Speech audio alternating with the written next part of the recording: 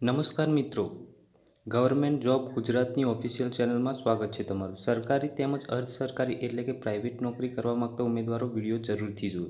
સરકારી તેમજ પ્રાઇવેટ નોકરીની માહિતી માટે ચેનલને હમણાં જ ફ્રીમાં સબસ્ક્રાઇબ કરી લેજો, કેમ કે આવનારા વિડીયોની બધી જ નોટિફિકેશન સૌથી પહેલાં તમને મળે.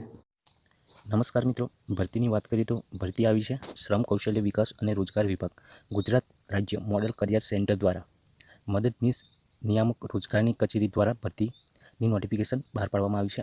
તો મિત્રો, ભરતી આવી છે ઇન્ડિયન આર્મીમાં અગ્નિવીરની ભરતી છે. મિત્રો, હાલમાં જે અગ્નિવીરની ભરતી ચાલુ છે તેની નોટિફિકેશન છે. મિત્રો, તો જે પણ મિત્રોએ ઇન્ડિયન આર્મ ફોર્સમાં એટલે કે ઇન્ડિયન આર્મીમાં જોબ કરવા માગતા હોય તેમાં મિત્રો લાયકાત પણ 8 પાસ, 10 પાસ અને 12 પાસની રાખવામાં આવેલી છે.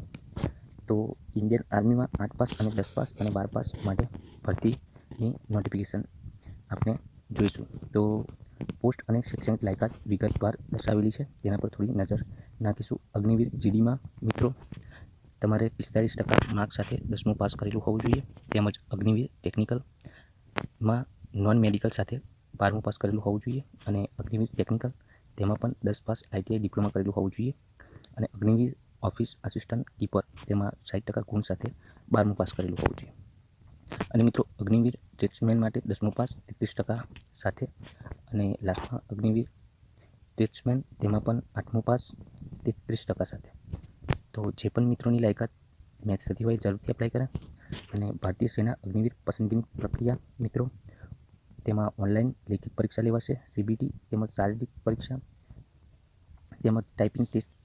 અને મિત્રો, જો પોસ્ટ માટે જરૂરી હોય તો તબીબી પરીક્ષા પણ લેવાઈ શકે છે. ડોક્યુમેન્ટ વેરિફિકેશન પણ છે. મિત્રો, અવિવાહિત પુરુષ ઉમેદવારો અરજી કરી શકે છે. અને ફી મિત્રો, અરજી ફી ₹250 અરજી ફી છે.